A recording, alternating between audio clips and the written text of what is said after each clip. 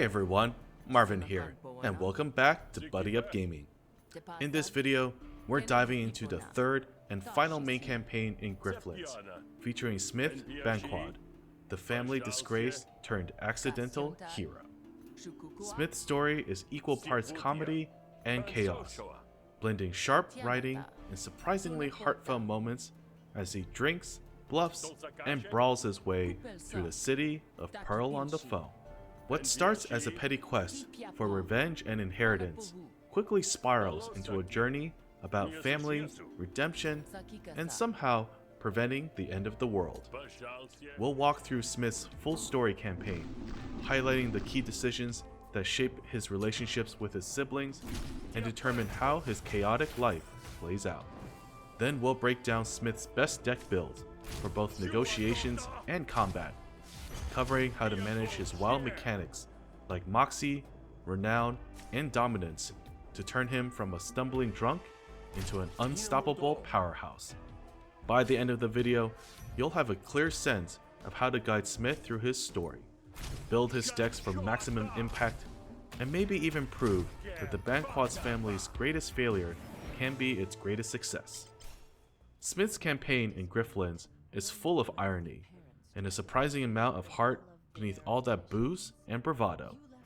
He's one of 4 children from the prestigious Banquod family, a household known for its wealth, influence, and strict sense of decorum. His 3 siblings have all gone on to respectable careers.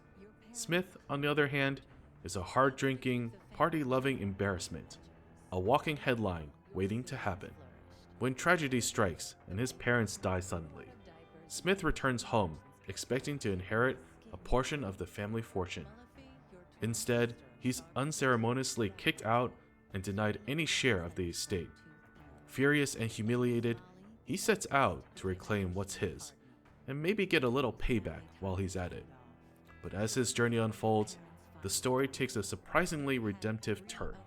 Depending on how you handle his relationship with his siblings, Smith can end up not only bringing his fractured family closer together, but also preventing an apocalyptic event that threatens to destroy the world. After getting tossed out of the family estate, Smith heads to meet Sweet Morif, an old school buddy who now runs a bar in Pearl on the Foam. Morif fills Smith in on the latest catastrophe. A massive sea creature known as the Great Beaching has surfaced near the coast. The luminous behemoth crushed Smith's parents to death, and its arrival has drawn crowds of pilgrims hoping to worship it. Unfortunately, all this attention has led to tighter crackdowns by the local Hessians, who are now policing alcohol consumption more aggressively. Bad news for a bar owner like Morif. Smith helps Morif complete a quest to revive his struggling business, and in return, Morif introduces him to the Party Store, Smith's equivalent of Sal's night market, where he can pick up new cards and graphs. Morif also mentions a mysterious stranger looking to hire Smith for a job. This leads to a meeting with Tay, a Hessian reformer determined to cleanse Pearl on the Foam of corruption. She needs someone who can get their hands dirty without drawing suspicion, and Smith, for better or worse, fits that description perfectly. He completes a mission for her before returning to check in with Morif. Back at the bar, Morif has bad news.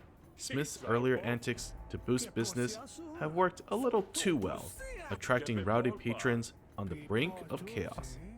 Smith steps in to restore order, taking on the group's leader in a brawl. Before the fight, you can choose to play a negotiation to strip the boss of his supporters, a move I strongly recommend, since it removes his buffs and transfers them to Smith instead. Beating some sense into the guy actually earns his respect, and he'll become available as a companion for Smith's final mission. Day 2 begins with another update from Morif. Smith's younger brother, Thoreau, is getting married, and Morif sees this as a perfect opportunity for Smith to strike back. The plan? Offer Thoreau an attractive suitor and sabotage the ceremony. Morif suggests 2 potential candidates, Antoinette and Denicus. Always pick Denicus. Choosing Antoinette can lead to a quest that causes several NPCs to hate Smith and saddle him with social bane. Dendicus agrees to play along, but only if Smith helps him settle a business matter first. Once that's done, Smith reconnects with Tay for another job, before returning to find Dendicus waiting at Marie's bar. It turns out the plan worked. Thoreau accepted Dendicus' proposal. Smith escorts Dendicus to the wedding, only to be ambushed along the way by one of his many spurned lovers. Dendicus probably deserves the beating, but defend him anyway. If you don't, he'll turn on Smith during the upcoming confrontation with Thoreau. At the wedding, Smith springs the trap. Thoreau panics and calls in his bodyguard, triggering a boss fight that can go one of two ways. If your opponent is Mark 99, make sure you have the Smith's Hammer variant of his arsenal card. Mark 99's damage scales based on the most recent hit he takes, making him a nightmare for Smith's power stacking strategy. The one way to outsmart him is by using the 1-1-1 attack from Smith's Hammer, since each hit deals only 1 damage and avoids triggering the scaling effect. Once the boss is down, you can either leave Thoreau to his fate or negotiate a reconciliation. I personally recommend the latter. It leads to a more satisfying resolution. Day 3 opens with a surprise visit from Smith's twin sister, Mullafi. Smith's recent rise in notoriety has caught her attention, and she proposes a deal. Help her take down a dangerous political rival, and she'll help him eliminate their oldest sibling, Vixmali. You'll have 2 possible targets: Eden, a corrupt admiralty officer, or Seemly, a charismatic leader of the Rise who's poised to stir up serious trouble in Pearl on the Phone. To earn your target's trust, you'll first need to complete a quest for them. Once you've earned their trust, sync up with Mullafi to lure your chosen target into a trap. From here, you'll have to decide whether Smith sides with his sister or betrays her to defend the faction leader. That night, Smith meets again with Tay, who reveals her next mission, taking down Pelitriax, a delusional Hessian priest exploiting the Great Beaching to restore an ancient and revolting ritual. The ceremony demands that aspiring priests sacrifice body parts or possessions to a so-called holy creature, and Pelitriax is using it to amass wealth and power. Tay disguises Smith in ceremonial garb and sends him to infiltrate the ritual. At this point, you can side with Pelitriax by warning him of Tay's plan, or push him into the Maw of the Beast. The latter saves you a fight against Tay, so it's the smarter play. Unfortunately, the creature develops a taste for Hessians, forcing Smith into another boss battle. The monster is tanky, but Tay or Pelitriax will fight beside you. The final day begins with a visit from Vixmali himself. By now, he knows Smith is hunting him, but instead of panicking, he speaks cryptically about a prophecy of global transformation, an apocalyptic rebirth that will reshape the world. Before Smith can act, Vixmali vanishes. Back at the bar, Marif points Smith toward a bile broker who's requesting his help. The broker asks him to collect a sample from the behemoth's remains. Smith retrieves it and hands it to a bogger, who reveals the chilling truth behind Vixmali's prophecy. The goo harvested from the creature, Rolosh, is alive. It's sentient and has taken over Vixmali, and after centuries of dormancy, it plans to reshape every living thing on the planet. Realizing the stakes are much higher than simple revenge, Smith gathers his allies to form a plan. Back at Marif's bar, everyone meets for a final briefing. Smith gives a rousing speech. Well, his version of one. It's not exactly inspiring, but it gets the job done. Smith infiltrates a lavish party at the site of the Great Beaching. Before reaching Vixmali, he's forced into a fight with a pompous guest. It's a short and satisfying battle that leads straight into the main event, Smith's confrontation with Vixmali. You can choose to fight Vixmali or negotiate a reconciliation. Regardless of which path you take, Vixmali eventually mutates into the monstrous Vix of Hesh, the embodiment of the prophecy. This final boss is incredibly durable, summoning new allies every few turns and applying unique debuffs that disable Smith's core mechanics, like cutting off Moxie healing, adrenaline stacking, and more.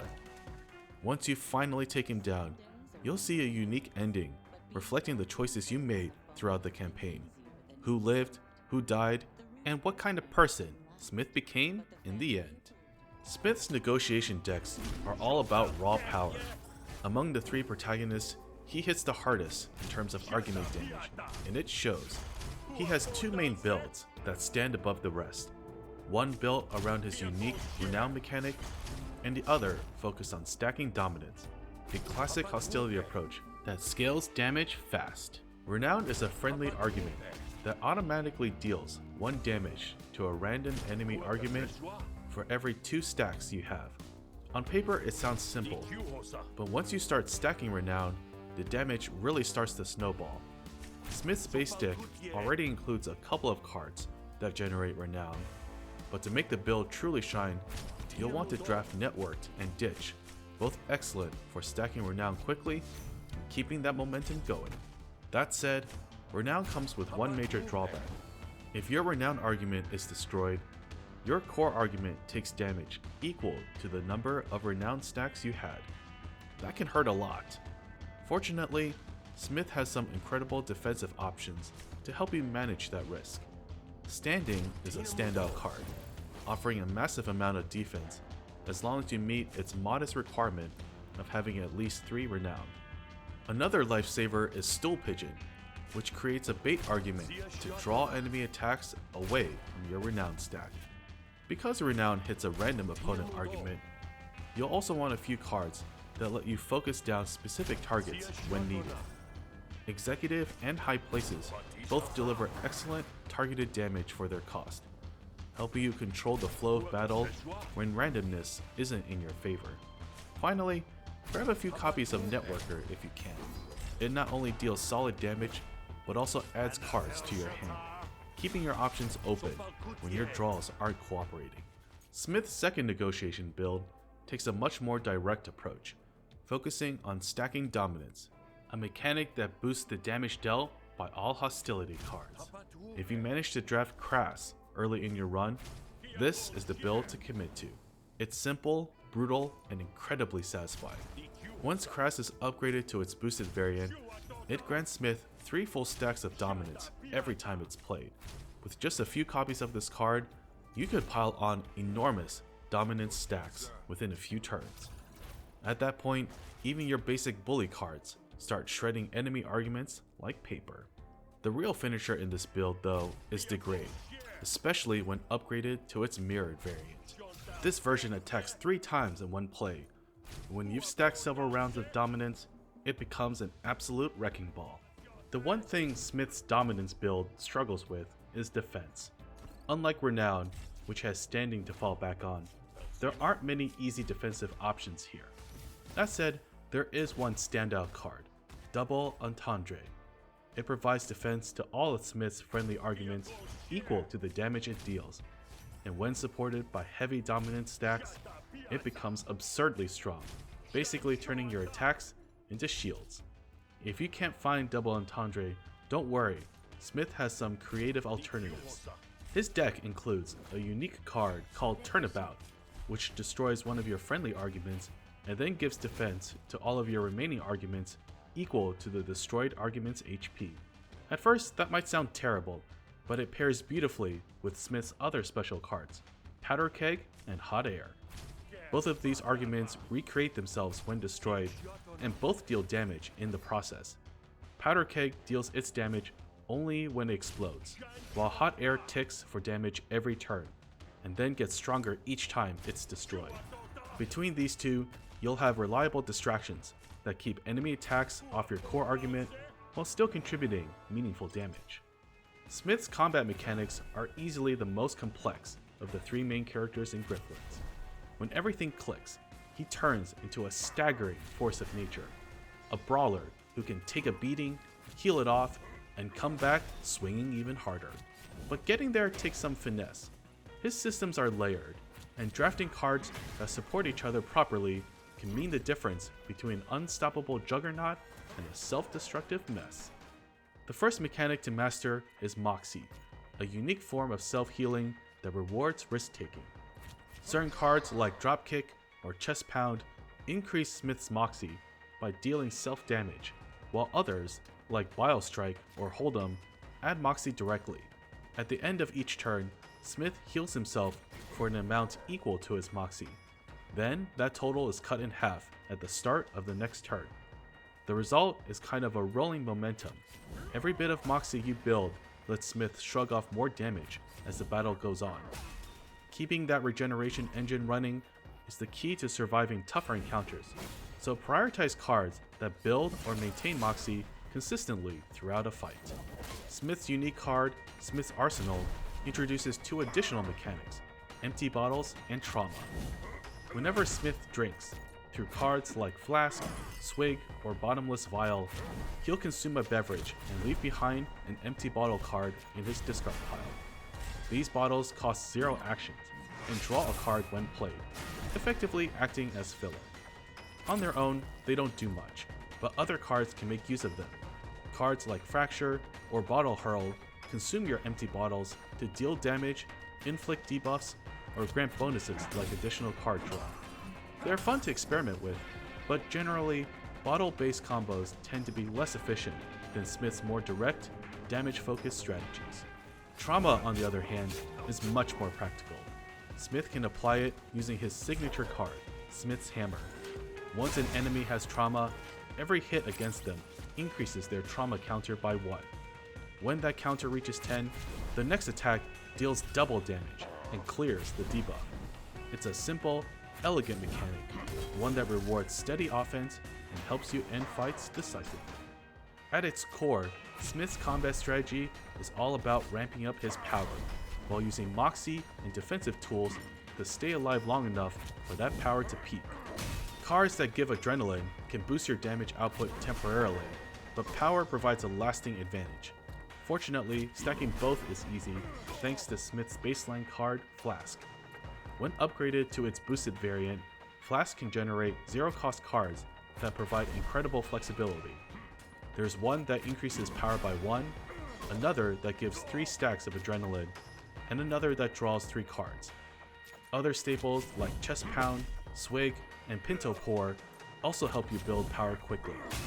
With a thin, streamlined deck, you'll be able to cycle through your cards efficiently, stacking power turn after turn until Smith transforms into a high-damage, self-healing powerhouse. While Smith's core deck already supports this strategy, you can take it to the next level by drafting cards built around the Threshold mechanic. Threshold cards trigger bonus effects when their damage meets or exceeds a certain value, and with even a small amount of power stacking, hitting those numbers becomes easy. Cards like Deal grant adrenaline when their threshold is met, while Fold'em applies Wound, increasing the damage enemies take from all sources. These bonuses snowball fast, letting Smith hit harder and ramp faster. Once you've built up a few stacks of power, you can start exploiting higher threshold cards like Jackpot, which stuns the target, a lifesaver when facing high damage enemies. Smith may be a tank once he's built up momentum, but early on, he can be surprisingly fragile. His Moxie helps, but it doesn't always scale fast enough to protect him in drawn-out battles. That's where strong defensive cards come in. 2 standouts are Tracer and Cavalcade. Tracer applies a debuff to an enemy and grants Smith defense every time that target takes a hit, whether from Smith or an ally. You can rack up huge defensive gains in no time, and you'll only need to reapply the debuff every several turns. Cavalcade, meanwhile, provides defense equal to the damage dealt by Smith's next 1 or 2 attacks. Once you've built up even a modest amount of power, this card turns into a fortress, scaling your offense directly into survivability. I hope this guide helped you get a better feel for what Smith has to offer in Griftlands. Building a deck that truly clicks, whether for negotiations or combat, always involves a bit of luck. But more than that, it's about creativity. The real joy comes from learning how to make the most of what you're given, finding those little synergies that turn a random hand of cards into a cohesive, unstoppable strategy. And when it all comes together, when your deck starts flowing and every move lands exactly how you planned, it's an incredible feeling. That surge of momentum, turning what should have been a tough battle into a total cakewalk, is one of the most rewarding moments Griftlands has to offer. If you've been enjoying Smith's campaign and are thinking about pushing yourself further, check out the guide linked in the description. It breaks down every card in Smith's arsenal and shows how to use them effectively in the builds we discussed today. And if you found this video helpful, give it a like, and don't forget to subscribe to Buddy Up Gaming for more family-friendly gaming guides, reviews, and strategies. Thanks for watching, and good luck out there in the Pearl of the Foe.